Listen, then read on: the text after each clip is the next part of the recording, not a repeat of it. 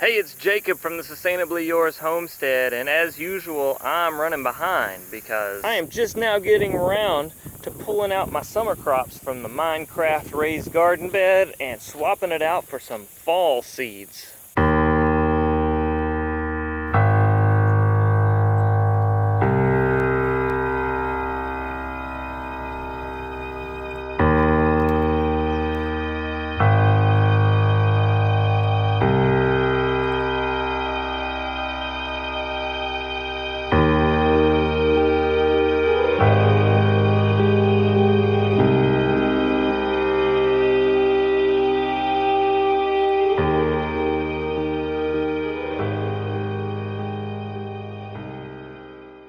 Y'all, you don't know how much this breaks my heart. We've had a little bit of rain here lately, and it's been fairly warm. Just a perfect temperature for things to be growing. It hasn't been too hot, there hasn't been too much sun, and the garden has been fooled. The garden's thinking, oh, it's springtime again, and my tomatoes are beginning to bloom back out, and yeah, it kind of breaks my heart to pull these things out of here right now. But I know that if I leave them, there's not going to be enough time for all of this stuff to grow out. So we're going to have to bite the bullet. I'm going to pull up my tomatoes and I'm going to replace it with some kale. We're going to sow some kale seed. Now it is October the 10th and I probably should have done this at least a couple of weeks ago, but just haven't gotten around to it. So I'm going to go ahead and try this. We're going to make it a test. We live right on kind of the edge of zones 7A and 7B. So if you're interested, or if you're wondering how late is too late to sow your kale seeds, and you live around zone 7, somewhere in there, then keep up with this series of videos. I'm going to sow these seeds, and then we'll keep an eye on them and see if they have enough time to germinate and then grow. But first we're going to have to pull up all of the tomatoes. There are a few green tomatoes in there that are fairly sizable. There's some right there. I'll probably save these and we'll take them in the house and fry them up and put them in the freezer.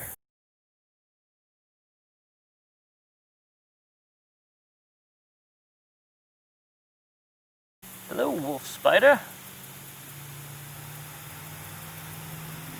You are welcome here, sir. Ma'am. You're probably a ma'am. I don't see the big massive pedipalps, I don't think, or do I? Hello! Yeah, I think you're probably a ma'am. Okay, carry on. Looks like we have a little tussock moth caterpillar.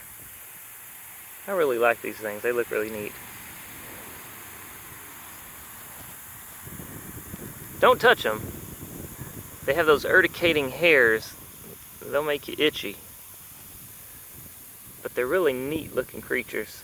They kind of remind me a lot of a Shih Tzu, if you've ever had one of those.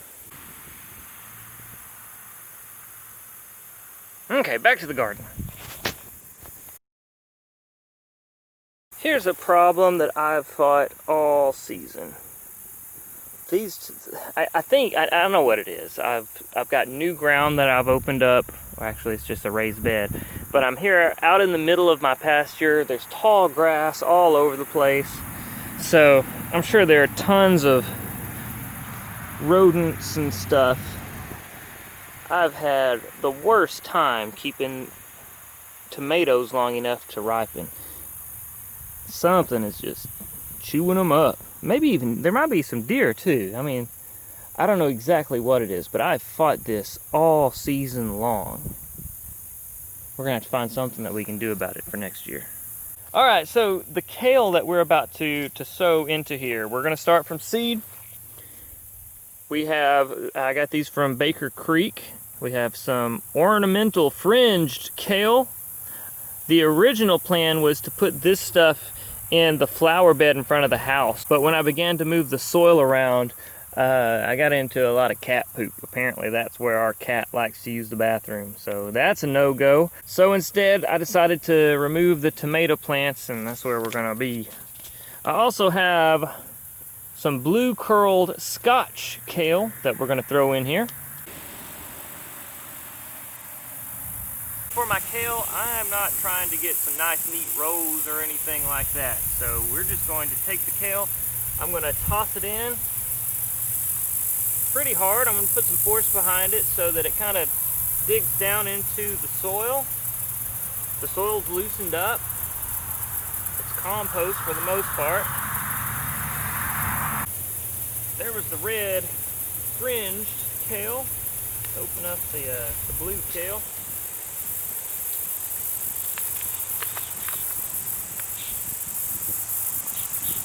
Ah! Let's see if you can see in there. Well, apparently my packet got wet because a lot of these have already attempted to germinate. That's probably not good. Oh well. I'm going to toss some in and see what happens. We may or may not get anything out of that.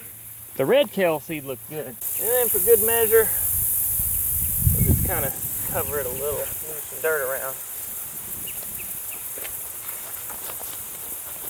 And we'll come back out in a couple of weeks and see how we've done on germination. I have a feeling that there will be time for them to germinate before we get any super cold weather. I hope I've given them enough time to grow before it gets too cold. In the past, when I've grown kale, the cold weather hasn't bothered it at all. I've harvested kale with ice on it before. I had to break the ice before I could eat the kale. And it was fine. Even after that, like, it grew throughout the rest of the next spring. So it's very hardy stuff, at least in my experience. So I am fairly confident that we will end up with a kale crop this year. If you want to find out, follow along. Hopefully you've enjoyed this video. If so, please be sure to give us that thumbs up button and subscribe. Leave us a thoughtful comment, and if you're interested in following along as we continue to try and turn our home into a homestead, then be sure to ring the notification bell so you'll know when to be back for more daily, sustainable living.